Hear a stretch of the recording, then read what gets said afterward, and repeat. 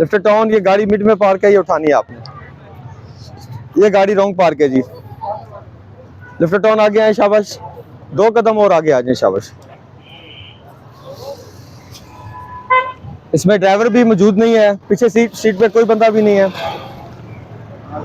जैसा कि आप देख सकते हैं, ये जनाब गाड़ी बिल्कुल रॉन्ग पार्क गाड़ी है, ठीक है। ड्राइवर भी मौजूद नहीं है, इसको डबल पार्किंग में ये गलत लगा के चले गए हैं। इनको मैं इंशाल्लाह हम लिफ्ट करवा रहे हैं। अभी आए जी, आगे आए, उठाए ना इसको। आप पीछे ट्रैफिक रोकें जी। चलें जी, चले चले चले, शाबाश। बस रॉन्ग पार्क है, इसको प्रॉपर आपने डंप करना है, ठीक है। इसको प्रॉपर फाइन देना है, फिर रिलीज करना है, शाबाश। चले, पिक्स भी बना लीजिएगा 2-3 ना। हाँ जी, चले, शाबाश। आगे मूव करें जी, आए सर, आगे चलते हैं साथ साथ। चले चले चले चले, एक साइड पे बैठे, एक साइड पे हो जाइए, गाड़ी खुदा ना खास्ता।